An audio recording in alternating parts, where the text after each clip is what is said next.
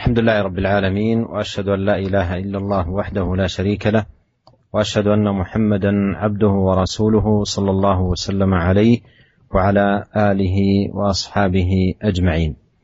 أما بعد، لا نزال في باب بيان كثرة طرق الخير من كتاب رياض الصالحين للإمام النووي رحمه الله تعالى. وكان ذكر في الأحاديث الماضية أحاديث تتعلق بالإحسان إلى الناس ومساعدتهم، وأيضا الرفق ببهيمة الأنعام وما إلى ذلك من الأعمال الصالحة التي يتعدى نفعها إلى الآخرين.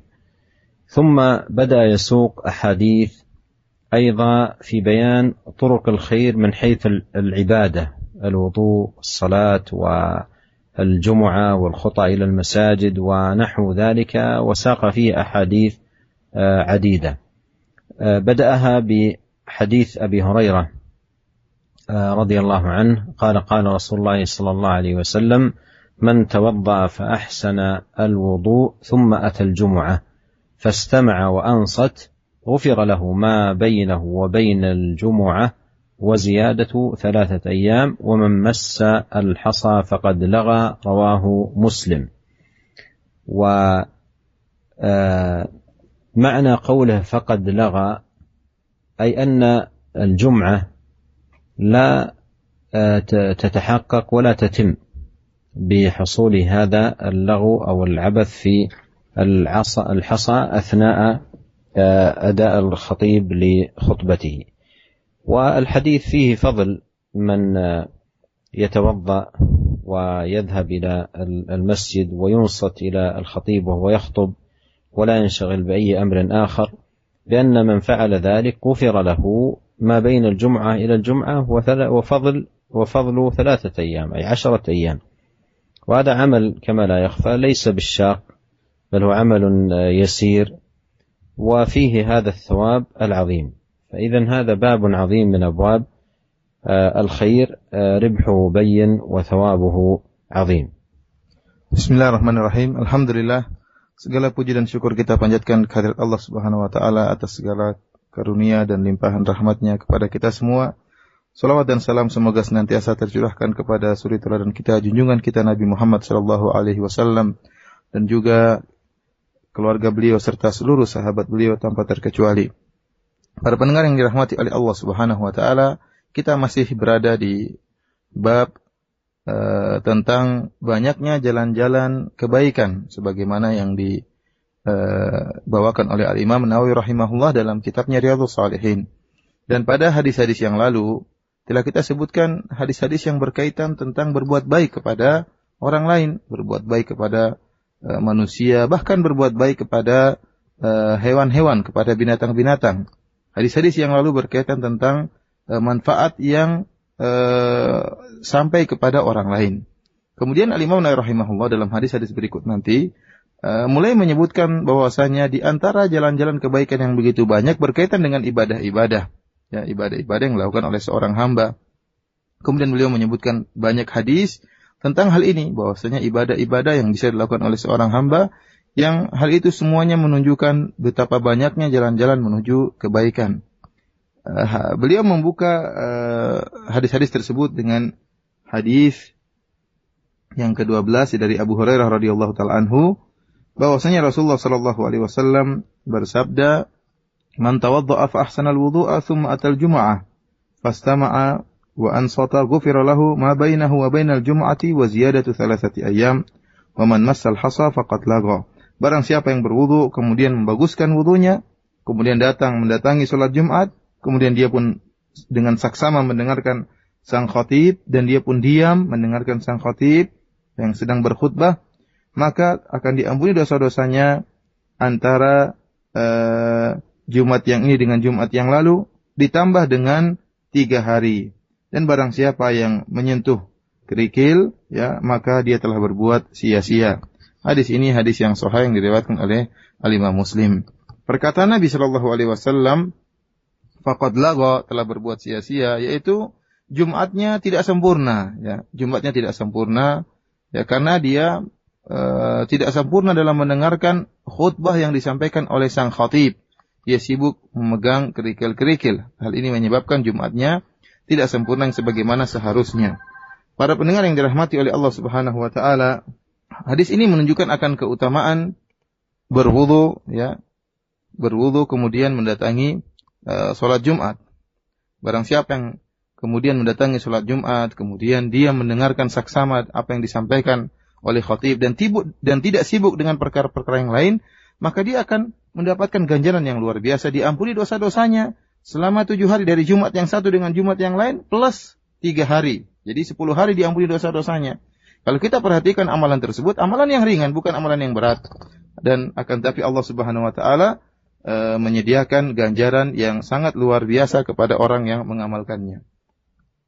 ثم أورد الإمام النووي رحمه الله حديث أبي هريرة أن رسول الله صلى الله عليه وسلم قال: إذا توضأ العبد المسلم أو المؤمن فغسل وجهه خرج من وجهه كل خطيئة نظر إليها بعينه مع الماء أو مع آخر قطر الماء، فإذا غسل يديه خرج من يديه كل خطيئة كان بطشتها يداه مع الماء أو مع آخر قطر الماء، فإذا غسل رجليه خرجت كل خطيئة مشتها رجلاه مع الماء أو مع آخر قطر الماء حتى يخرج نقيا من الذنوب. رواه مسلم. هذا الحديث العظيم أيها الإخوة الكرام في بيان فضل الوضوء وأنه باب عظيم مبارك من أبواب الخير، مما يدل على كثرة طرق الخير. فالعبد المؤمن إذا توضأ وغسل وجهه كان بغسله لوجهه خروج كل خطيئة نظر إليها بعينه، وكذلك إذا غسل يده خرج من يده كل خطيئة كان بطشتها يداه، وهكذا أيضا في القدم. فهذا تطهير جمع بين الحسي والمعنوي، الحسي بنظافة الأعضاء والمعنوي بالطهارة من الذنوب، وهذا من فضل الله سبحانه وتعالى على عباده المؤمنين الذين يحبون أو يعتنون بالطهارة، والله يحب التوابين ويحب المتطهرين. Kemudian Al-Imam Nawawi rahimahullah membawakan hadis berikutnya yang juga dari Abu Hurairah radhiyallahu taala anhu, bahwasanya Rasulullah sallallahu alaihi wasallam bersabda, jika seorang hamba muslim berwudu atau seorang mukmin berwudu, kemudian dia pun mencuci wajahnya, maka akan keluar dari wajahnya seluruh dosa yang dilakukan akibat pandangan matanya. Dosa tersebut akan keluar bersama air atau bersama tetesan air yang terakhir yang jatuh dari wajahnya. Dan jika dia mencuci kedua tangannya, maka akan keluar dari tangannya seluruh dosa yang dilakukan oleh tangannya, kedua tangannya. Dosa-dosa yang dilakukan oleh kedua tangannya akan keluar bersama dengan air atau bersama dengan tetesan air yang terakhir yang jatuh dari tangannya. Fa idza ghassala rijlaihi, dan jika dia mencuci kedua kakinya, maka akan keluar seluruh dosa yang dilakukan oleh kedua kakinya, yang kakinya berjalan dalam melakukan dosa, ya, dosa tersebut akan keluar bersama air atau bersama akhir qatril ma, bersama tetesan terakhir yang keluar, yang menetes dari kakinya, sampai akhirnya sang hamba keluar dalam keadaan bersih dari dosa-dosa. Hadis ini hadis yang sahih yang diriwayatkan oleh Al-Imam Muslim rahimahullah. Para pendengar yang dirahmati oleh Allah Subhanahu wa taala, hadis yang sangat agung ini menjelaskan tentang keutamaan wudu, bahwasanya wudu merupakan salah satu dari pintu amal yang penuh berkah yang Allah beri keberkahan. Yang ini menunjukkan bahwasanya jalan-jalan kebaikanlah sangatlah banyak, di antaranya berwudu, ya. Jika seorang muslim atau seorang mukmin kemudian dia berwudu, kemudian dia mencuci wajahnya, maka dengan mencuci wajahnya tersebut, maka seluruh dosa-dosa yang pernah dilakukan oleh pandangan matanya, hal-hal yang haram yang pernah dilihatnya, dosa-dosa tersebut akan keluar bersama jatuhnya tetesan-tetesan air dari wajah tersebut sampai tetesan yang terakhir. Juga mengeluarkan dosa-dosa akibat pandangan mata yang haram yang dilakukannya. Kemudian juga tatkala dia mencuci kedua tangannya, demikian juga dosa-dosa yang pernah dilakukan oleh tangannya, seluruhnya keluar, seluruh bersama dengan tetesan-tetesan air yang jatuh dari tangannya, bahkan sampai tetesan yang terakhir akan keluar bersama dosa yang pernah dilakukan oleh kedua tangannya. Demikian juga yang berkaitan dengan kaki, dia pernah melangkahkan kaki menuju tempat-tempat yang bermaksiat, ya, tempat-tempat maksiat, atau dia melakukan kemaksiatan dengan kakinya, maka akan gugurlah, akan keluarlah dosa-dosa akibat langkah kakinya tersebut bersamaan dengan jatuhnya air, tetesan-tetesan air wudu, bahkan sampai tetesan yang terakhir. Maka hadis ini menunjukkan bahwasanya wudu adalah mensucikan, ya, adalah pensucian, dan pensucian dalam dua hal, baik yang maknawi maupun yang konkret, baik yang hissi maupun yang manawi, ya. Secara hissi, secara konkret, yaitu membersihkan anggota tubuh, yang anggota wudu dari kotoran-kotoran, dan juga membersihkan secara maknawi, yaitu dosa-dosa yang dilakukan oleh anggota-anggota tubuh tersebut. Dan ini merupakan karunia Allah Subhanahu wa taala bagi orang-orang yang bersuci. Kita ketahui bahwasanya Allah Subhanahu wa taala, innallaha yuhibbut tawwabina wa yuhibbul mutatahhirin. Allah Subhanahu wa taala mencintai orang-orang yang bertobat dan mencintai orang-orang yang bersuci. ثم أورد الإمام النووي رحمه الله تعالى حديث أبي هريرة عن رسول الله صلى الله عليه وسلم قال: الصلوات الخمس والجمعة إلى الجمعة ورمضان إلى رمضان مكفرات لما بينهن إذا اجتنبت الكبائر. رواه مسلم. وهذا الحديث فيه فضل الصلوات الخمس وفضل صلاة الجمعة وفضل رمضان وصيام رمضان وقيامه، وأن هذه الطاعات التي هي الصلوات الخمس المكتوبة والجمعة وصيام رمضان مكفرات لما بينهن إذا اجتنبت الكبائر، أي بهذا القيد، بمعنى أن الصلوات الخمس والجمعة ورمضان تكفر ما بينها من الصغائر، أما الكبائر فلا بد فيها من التوبة إلى الله سبحانه وتعالى، والتوبة تجب ما قبلها. وعلى كل فهذا باب أو أبواب من أبواب الخير الكثيرة، الصلوات الخمس المكتوبة والمحافظة على الجمعة، وكذلك المحافظة على صيام شهر رمضان المبارك. Kemudian Al-Imam Nawawi rahimahullah membawakan hadis berikutnya yang juga dari sahabat Abu Hurairah radhiyallahu taala anhu, bahwasanya Rasulullah sallallahu alaihi wasallam bersabda, "As-salawatul khams", salat-salat yang 5 waktu, antara salat Jumat yang satu dengan salat Jumat yang lain, antara bulan Ramadan sampai bulan Ramadan berikutnya, mukaffiratun lima bainahunna idza ijtunibatil kaba'ir. Maka ibadah-ibadah tersebut merupakan penggugur dosa-dosa yang terjadi di antara Ramadan yang satu dengan Ramadan yang lain, Jumat yang satu dengan Jumat yang lain, dengan syarat idza ijtunibatil kaba'ir, jika dijauhi dosa-dosa besar. Hadis yang sahih yang diriwayatkan oleh Imam Muslim. Para pendengar yang dirahmati oleh Allah Subhanahu wa taala, di sini jelas menunjukkan akan keutamaan salat 5 waktu. Demikian juga salat Jumat, antara salat Jumat satu dengan Jumat yang lain. Demikian juga keutamaan Ramadan, baik puasa di bulan Ramadan maupun salat malam di bulan Qiyamul Lail, salat malam di bulan Ramadan. Dan ketaatan-ketaatan ini, salat 5 waktu, kemudian salat Jumat, kemudian puasa di bulan Ramadan, merupakan penggugur dosa-dosa yang terjadi di antara Jumat yang satu dengan Jumat yang lain, antara Ramadan yang satu dengan Ramadan yang lain, antara salat-salat yang 5 waktu. Akan tapi Nabi sallallahu alaihi wasallam mengatakan, "Idza jtunibatil kaba'ir", jika dijauhi dosa-dosa besar. Inilah qaid, inilah syarat, ya, agar seorang bisa diampuni dosa-dosanya, ya, antara Jumat yang satu dengan Jumat yang lain, antara Ramadan yang satu dengan Ramadan yang lain. Allah Subhanahu wa taala mengampuni dosa-dosa kecil, ya, antara satu ibadah sampai kepada ibadah berikutnya. Adapun dosa-dosa besar, maka harus seorang hamba bertobat dari dosa-dosa besar tersebut. Dan ketahuilah bahwasanya at-taubah tajubu ma qablaha, dan taubat itu akan menggugurkan, menghapuskan dosa-dosa yang sebelumnya. Hal ini menunjukkan bahwasanya, hadis ini menunjukkan bahwasanya pintu-pintu kebaikan sangatlah banyak. Barang siapa yang salat 5 waktu, maka dosa-dosa antara satu salat dengan salat yang lainnya akan digugurkan oleh Allah Subhanahu wa taala. Barang siapa yang salat Jumat, maka Jumat berikutnya dia juga salat, maka antara 2 Jumat tersebut dosa-dosa yang dia lakukan akan digugurkan oleh Allah Subhanahu wa taala. Barang siapa berpuasa di bulan Ramadan tahun ini, kemudian berpuasa lagi di bulan Ramadan tahun berikutnya, maka dosa-dosa di antara keduanya, di antara 2 Ramadan tersebut akan diampuni oleh Allah Subhanahu wa taala dengan syarat dijauhi dosa-dosa besar. ثم أورد رحمه الله حديث أبي هريرة قال قال رسول الله صلى الله عليه وسلم: ألا أدلكم على ما يمحو الله به الخطايا ويرفع به الدرجات؟ قالوا بلى يا رسول الله. قال: إسباغ الوضوء على المكاره وكثرة الخطى إلى المساجد وانتظار الصلاة بعد الصلاة فذلكم الرباط. رواه مسلم. أيضا هذا الحديث من جملة الأحاديث الدالة على كثرة طرق الخير وتعددها وتنوعها، وبدأه النبي عليه الصلاة والسلام بأسلوب تشويق وترغيب.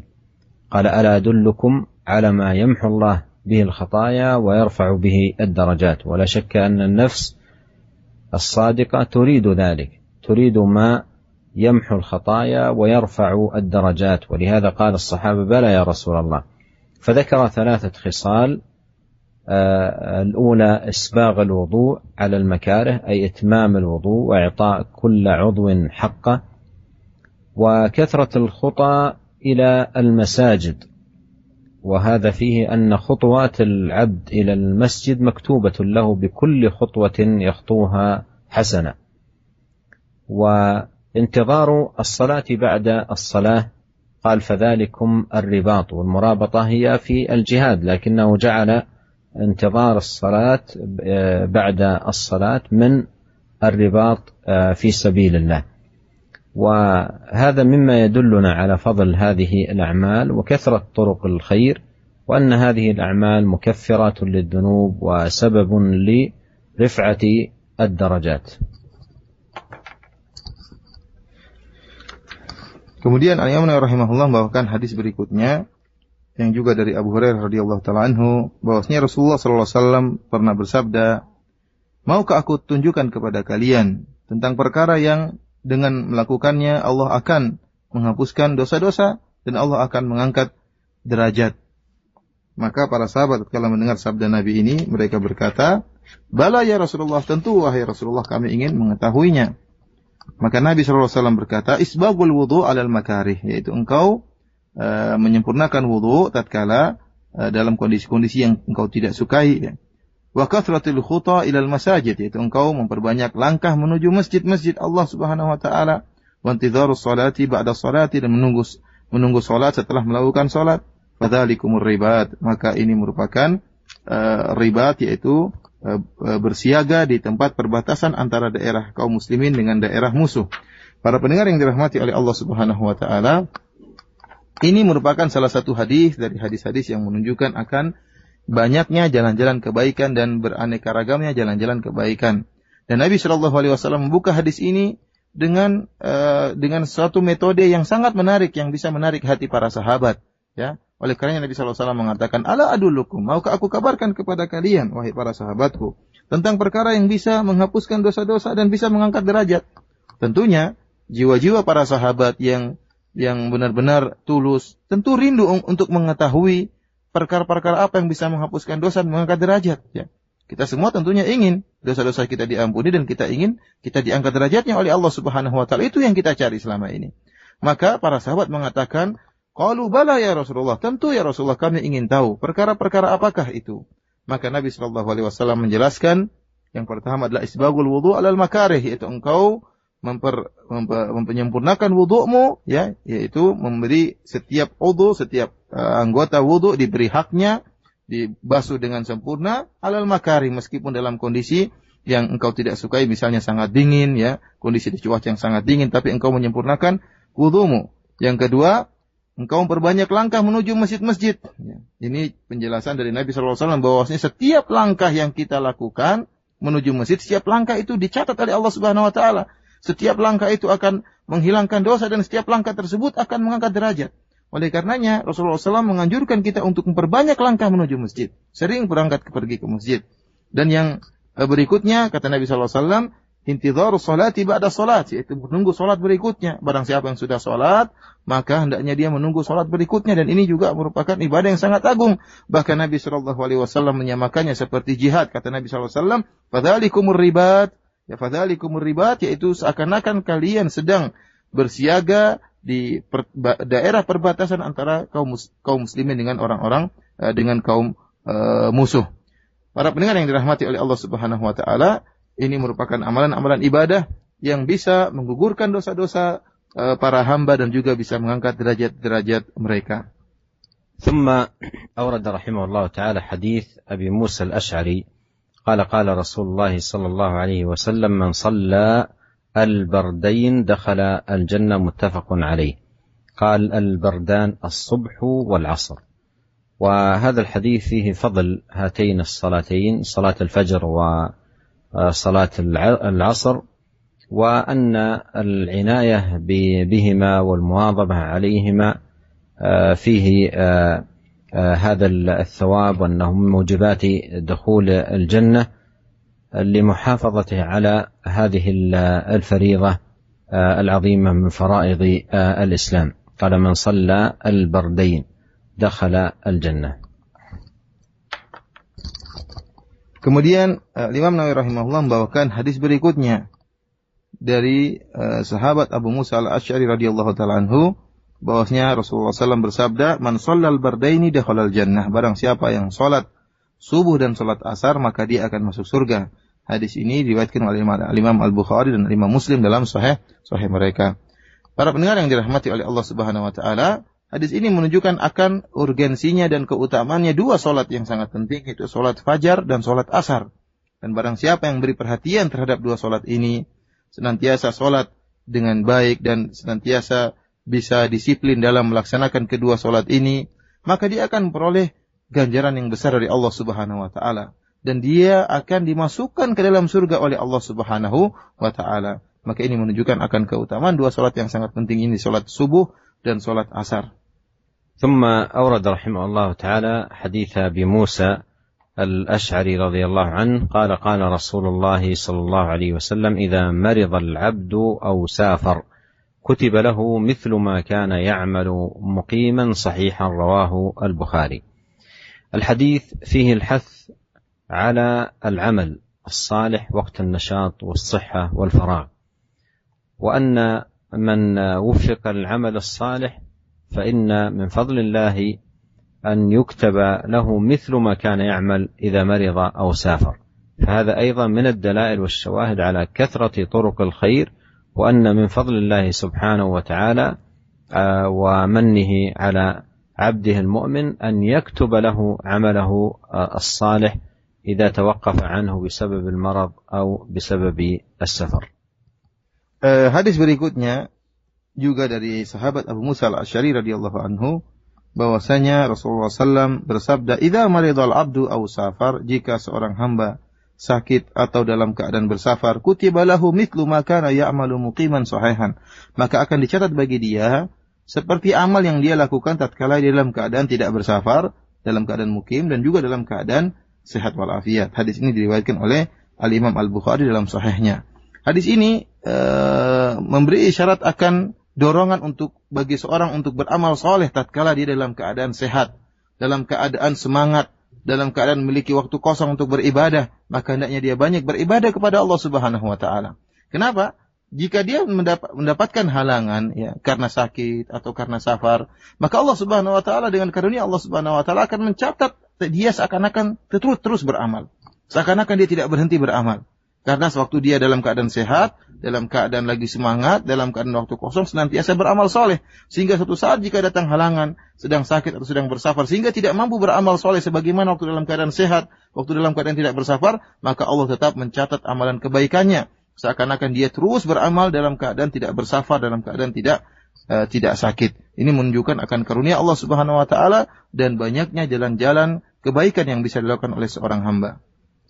ثم أورد رحمه الله حديث جابر قال جابر رضي الله عنه قال رسول الله صلى الله عليه وسلم كل معروف صدقة. رواه البخاري ورواه مسلم من رواية حذيفة رضي الله عنه. وهذا الحديث فيه الحث على فعل المعروف وأنه صدقة من الصدقات ومما يتقرب به إلى الله سبحانه وتعالى. والحديث يتناول كل أنواع المعروف والإحسان القولية أو الفعلية، كذلك التعامل بالأخلاق الفاضلة والآداب الكريمة. كل معروف صدقة، كل معروف صدقة. هذه قاعدة جامعة تدل على كثرة طرق الخير وتنوعها، وأن أي معروف يقدمه الإنسان فهو صدقة يؤجر عليها ويثاب. Kemudian Al-Imam Nawawi rahimahullah membawakan hadis berikutnya dari Jabir bin Abdullah radhiyallahu ta'ala anhu. Beliau mengatakan bahwasanya Rasulullah sallallahu alaihi wasallam bersabda, "Kullu ma'rufin shadaqah." Segala kebaikan yang dilakukan oleh seorang hamba merupakan sedekah. Hadis ini diriwayatkan oleh Imam Al-Bukhari dan juga diriwayatkan oleh Imam Muslim, akan tapi dari riwayat Hudzaifah, sahabat Hudzaifah radhiyallahu ta'ala anhu. Para pendengar yang dirahmati oleh Allah Subhanahu wa taala, hadis ini memberi dorongan kepada kita untuk melakukan pekerjaan-pekerjaan yang baik, dan segala perbuatan yang baik merupakan sedekah. Ya. Dan hadis ini mencakup seluruh bentuk-bentuk kebaikan. Baik kebaikan yang dilakukan melalui perkataan, baik kebaikan yang berkaitan dengan perbuatan anggota tubuh, ya, seluruhnya merupakan kebaikan. Oleh karenanya hadis ini sangat mendorong bagi kita untuk berakhlak mulia kepada orang lain. Karena jika kita berbuat kebaikan kepada orang lain, ya, baik dengan perkataan maupun dengan perbuatan, seluruhnya merupakan sedekah. Seluruhnya merupakan dicatat oleh Allah Subhanahu wa taala sebagai sedekah. Oleh karenanya Nabi sallallahu alaihi wasallam menyebutkan kaidah yang sangat penting, kaidah yang umum, bahwa kata Nabi sallallahu alaihi wasallam, kullu ma'rufin sedekah. Setiap kebaikan merupakan sedekah. Ini menunjukkan bahwasanya jalan-jalan kebaikan sangatlah banyak di sisi Allah Subhanahu wa taala.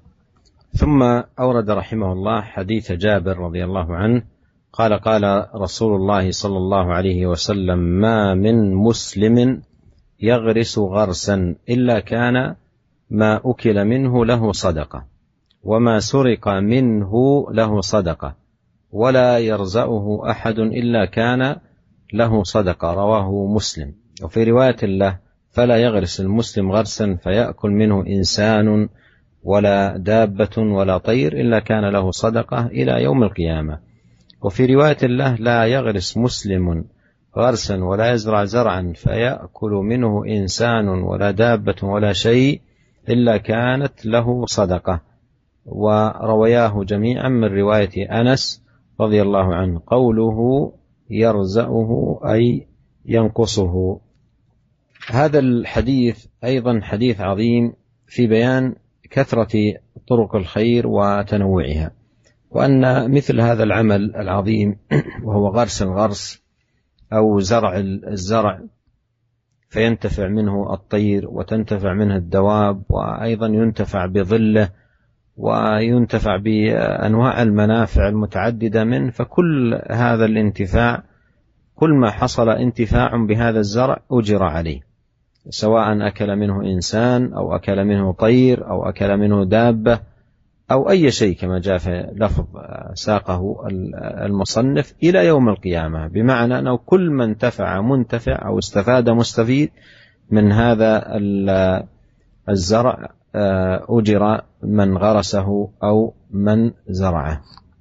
Kemudian Al-Imam Nawawi rahimahullah membawakan hadis berikutnya dari sahabat Jabir radhiyallahu ta'ala anhu, bahwasanya Rasulullah SAW bersabda, tidaklah seorang muslim menanam sebuah tanaman kecuali apa yang dimakan dari tanaman tersebut merupakan sedekah baginya, dan tidaklah seorang muslim jika hartanya dicuri maka harta itu merupakan sedekah, harta yang dicuri tersebut merupakan sedekah baginya, dan tidaklah seorang mengurangi apa yang dimiliki oleh seorang muslim kecuali yang dikurangi tersebut merupakan sedekah bagi seorang muslim. Hadis ini hadis yang sahih diriwayatkan oleh Imam Muslim dalam sahihnya. Dalam riwayat yang lain yang dalam Sahih Muslim juga, kata Nabi sallallahu alaihi wasallam, tidaklah seorang muslim menanam sebuah tanaman maka kemudian tanaman tersebut dimakan oleh seorang manusia atau dimakan oleh seekor hewan atau dimakan oleh seekor burung, kecuali akan menjadi sedekah baginya sampai hari kiamat. Sampai hari kiamat. Demikian juga dalam riwayat yang lain, kata Nabi sallallahu alaihi wasallam, tidaklah seorang muslim menanam sebuah tanaman atau meletakkan benih sebuah tanaman maka kemudian dimakan oleh seorang manusia atau dimakan oleh seekor hewan atau dimakan oleh apapun kecuali merupakan sedekah baginya. Al-Imam Bukhari dan Imam Muslim meriwayatkan hadis ini dari riwayat sahabat Anas radhiyallahu taala anhu. Para pendengar yang dirahmati oleh Allah Subhanahu wa taala, Hadis ini juga ya merupakan hadis yang sangat agung yang menunjukkan bahwasanya jalan-jalan kebaikan sangatlah banyak dan beraneka ragam. Di antaranya adalah seperti menanam tumbuhan, bercocok tanam, menanam tumbuhan ya. Kemudian jika tanaman tersebut ternyata diambil manfaat oleh makhluk hidup yang lain, baik oleh manusia maupun oleh hewan, maupun oleh burung-burung, dimakan oleh hewan, ada yang datang kemudian menghampiri dan makan tumbuhan tersebut, atau ada burung yang datang kemudian menghinggap dan makan tumbuhan tersebut, atau mungkin tanaman tersebut, pohon yang dia tanam dijadikan tempat untuk persinggahan, untuk bernaung di bawah naungan pohon tersebut dari terik matahari. Seluruhnya merupakan bentuk-bentuk memberi manfaat, dan ini seluruhnya merupakan pahala di sisi Allah Subhanahu wa taala ya. Dan tidak peduli apakah yang mengambil manfaat dari tumbuhan tersebut manusia ataupun hewan ataupun burung atau perkara apapun yang makhluk hidup yang mengambil manfaat dari tanaman tersebut, dan ini berlaku sampai hari kiamat. ثم أورد رحمه الله تعالى حديث جابر رضي الله عنه عن النبي صلى الله عليه وسلم. حديث جابر رضي الله عنه قال: أراد بنو سلمة أن ينتقلوا قرب المسجد، فبلغ ذلك رسول الله صلى الله عليه وسلم فقال لهم: إنه قد بلغني أنكم تريدون أن تنتقلوا قرب المسجد. فقالوا: نعم يا رسول الله، قد أردنا ذلك. فقال: بني سلمة دياركم تكتب آثاركم، رواه مسلم. وفي رواية: إن بكل خطوة درجة، رواه مسلم. ورواه البخاري أيضا بمعناه من رواية أنس رضي الله عنه. وبنو سلمة بكسر اللام قبيلة معروفة من الأنصار رضي الله عنهم، وآثارهم خطاهم. وهذا الحديث فيه كثرة طرق الخير، من حيث أن خطى العبد التي يخطوها إلى المسجد تكتب له، كما قال عليه الصلاة والسلام: دياركم، أي إلزموها، لا تنتقلوا إلى قرب المسجد. تكتب آثاركم، أي خطواتكم إلى المسجد تكتب لكم حسنات، بكل خطوة حسنة. Kemudian Al-Imam Nawawi rahimahullah membawakan hadis berikutnya dari sahabat Jabir radhiyallahu taala anhu, bahwasanya beliau berkata, Banu Salimah ingin berpindah tempat tinggal ke tempat yang lebih dekat dengan masjid. Maka kabar ini sampai kepada Rasulullah sallallahu alaihi wasallam.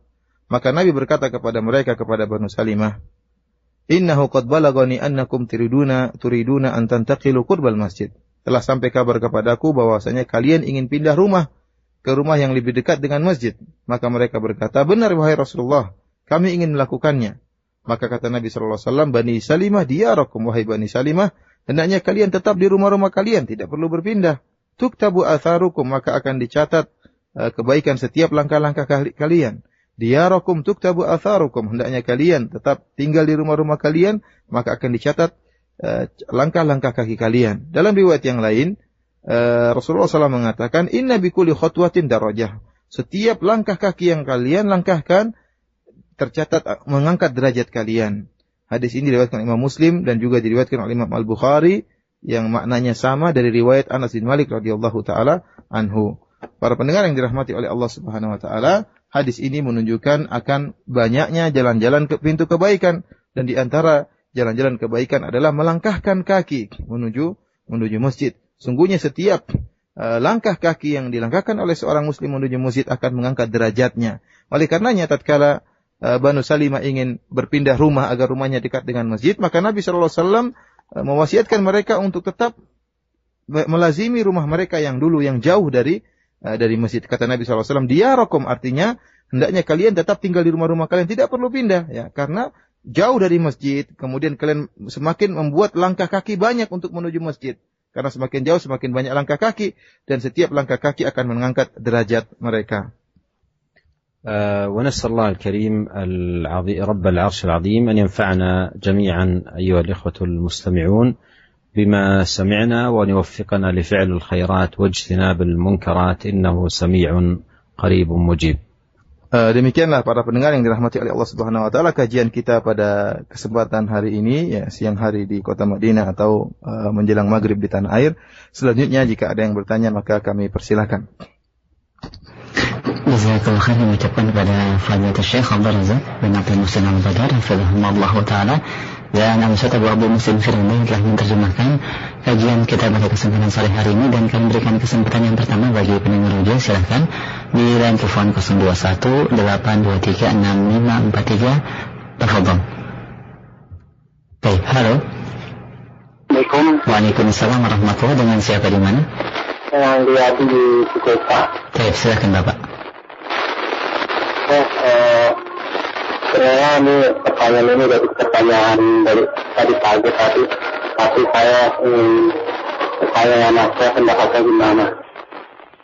Saya ada calon, sudah saling cocok, tapi orang tua si awal itu mau mengatakan di kandung atau di dandam ada musik segala. Tapi jika setelah dibawain mereka itu nggak mau seperti itu, apa saya harusnya mengundurkan diri dari pernikahan itu atau melanjutkan? Ya anak, karena mohon doanya saya agar pernikahan itu bisa berjalan lancar dan orang tua itu bisa punya lulus gitu. Saya minta doanya.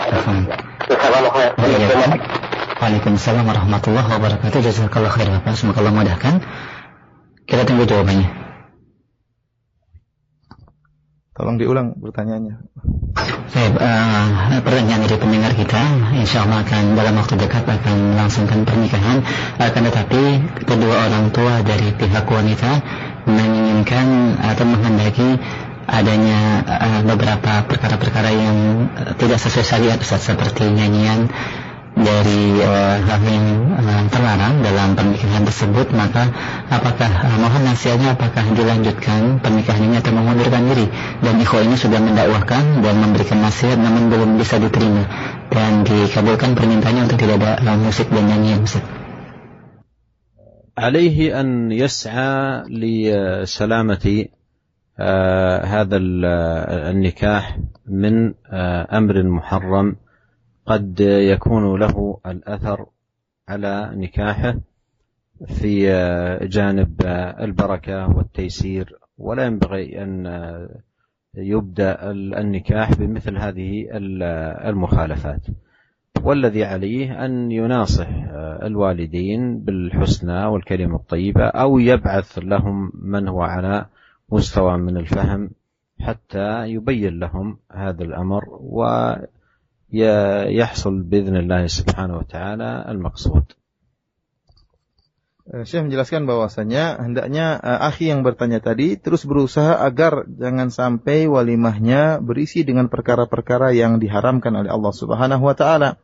Karena bisa jadi perbuatan-perbuatan haram atau hal-hal yang haram yang terdapat dalam walimah akan mempengaruhi keberkahan pernikahannya dan akan mempengaruhi kemudahan pernikahannya.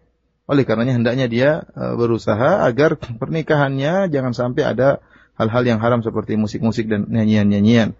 Dan hendaknya dia berusaha untuk menasihati ya dengan cara yang lembut kepada kedua orang calon mertuanya ya. Kalau dia tidak mampu maka dia mengirim orang lain yang mungkin bisa membuat paham kedua orang tua calon istrinya tersebut. Baik, jazakallahu khairan atas penjelasan dan jawabannya Syekh. Kita berikan kesempatan berikutnya, ada pendengar kita yang sudah menunggu. Assalamualaikum warahmatullahi wabarakatuh. Halo, assalamualaikum. Waalaikumsalam warahmatullahi. Dengan siapa di mana? Baik, dengan siapa di mana? Iya, dengan di Palembang. Baik, silakan Ibu. Ini mau bertanya ini Syekh. Baik, silakan. Iya. Kalau masuk pondok pesantren itu bisa tak? Syekh, ini apa? Ngadain bisa ngobatin kayak itu. Masuk pertanyaannya umum? Lahir batin kayak itu. Dengan mondok di pesantren kayak gitu. Baik, kemudian? Terus tinggi pertanyaannya, mohon maaf Umum. kayak gitu ya, Syekh. Bisa disangka di Ustaz Firman? Iya, cuman itu aja. Baik. Kalau masuk pondok pesantren itu bisa nggak sakit lahir batin kayak itu? cuma itu saja. Makasih. Assalamualaikum warahmatullahi wabarakatuh. Waalaikumsalam warahmatullahi wabarakatuh. Jazakallahu khair. Terus satu dari pertanyaan yang bisa kami tangkap, apakah ketika seorang anak untuk dimasukkan ke dalam pondok pesantren, apakah dia dapat memberikan dapat menyembuhkan penyakit lahir dan batin seseorang, Ustaz? Mungkin ini yang bisa kami tangkap dari pertanyaan ibu yang ada di Palembang. الدخول في المعهد للدراسة الإسلامية إذا كان المعهد الذي سيدخل فيه معهدا جيدا قائما على بيان العقيدة ونشر السنة، لا شك أن له الأثر العظيم في شفاء الإنسان وصلاح قلبه وفهمه لدينه وعبادته لربه وصلاح أخلاقه إلى غير ذلك من المعاني والآثار العظيمة المباركة التي تحصل بإذن الله سبحانه وتعالى في المعاهد الدينية القائمة على السنة النبوية.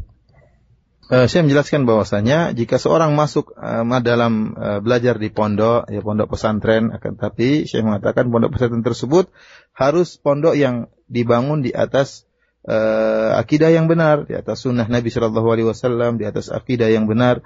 Maka jika seorang belajar di dalam pondok seperti ini, maka niscaya akan berikan pengaruh dampak positif yang sangat besar, menyembuhkan, memperbaiki kondisi orang yang belajar tersebut. Ya, dia akan bagaimana mengetahui mengenal Rabb-nya dengan benar, bagaimana berakidah yang benar, bagaimana mengenal sunnah yang benar, dan bagaimana bisa berakhlak yang mulia dalam tatkala bermuamalah dengan sama manusia. Yang kebaikan-kebaikan ini sesungguhnya akan bisa diperoleh dengan belajar di pondok yang dibangun di atas akidah yang benar dan sunnah Nabi Shallallahu Alaihi Wasallam yang tentunya akan mendatangkan kesembuhan, baik kesembuhan fisik maupun kesembuhan rohani. Jazakallahu Syekh. Kita angkat kembali pertanyaan berikutnya dari pertanyaan pesan singkat. Assalamualaikum warahmatullahi wabarakatuh. Ana seorang talibah dari ukhti kita yang keberadaan Ana di rumah sangat jarang karena waktu Ana lebih sering di ma'had daripada di rumah orang tua, dan Ana ingin mengabdi kepada kedua orang tua selama mereka masih hidup. Namun di sisi lain Ana ingin terus menuntut ilmu sehingga Ana bisa mendakwahkan ilmu tersebut kepada orang lain. Dan Ana berpikir ketika sudah sampai waktunya Ana harus menikah, ini berarti bahwasanya kesempatan Ana untuk berbakti kepada kedua orang tua menjadi lebih sedikit. Pertanyaannya, apa yang Ana harus lakukan, Ustaz Al-Syekh, dengan kesempatan yang amat sedikit ini untuk mengabdi kepada kedua orang tua Ana? Mohon jawabannya dan jazakallahu khair. أولا هذا الحس والشعور الطيب من أمارات الخير ودلائل الحرص والتوفيق إن شاء الله. وإذا كانت في المعهد بإذن والديها ورغبة والديها وحرص والديها وهما ليس بحاجة إلى خدمتها وهم عنها راضيان في بقائها في المعهد ودراستها، فإنها قد جمعت بين العلم ورضا الوالدين، جمعت في طريقتها هذه بين العلم ورضا الوالدين. وأما الزواج فهو سنة الله سبحانه وتعالى، وفي زواجها تحرص أيضا على التواصل والعمل على خدمة الوالدين في حدود الاستطاعة مع التوفيق مع الحياة الزوجية والمتطلبات الزوجية. ومثلها في مثل هذا الحرص وهذا الحس وهذه الرغبة تعان بإذن الله جل وعلا. Saya menjelaskan bahwasanya perasaan yang dirasakan oleh ukhti yang bertanya tadi yang merupakan tanda-tanda kebaikan, ya, insyaallah merupakan tanda-tanda bahwasanya ukhti telah mendapatkan taufik dari Allah Subhanahu wa taala. Saya mengatakan bahwasanya jika ukhti yang bertanya belajar di pondok, ya karena permintaan kedua orang tua lah yang senang jika ukhti belajar di pondok dengan izin kedua orang tua, dan mereka keadaan kondisi kedua orang tua tidak begitu butuh kepada ukhti, ya, dan mereka juga ridho kalau ukhti belajar di pondok, ya, maka insyaallah dengan belajarnya ukhti di pondok, maka ukhti telah menggabungkan dua kebaikan, antara kebaikan menuntut ilmu dan kebaikan memperoleh ridho kedua orang tua.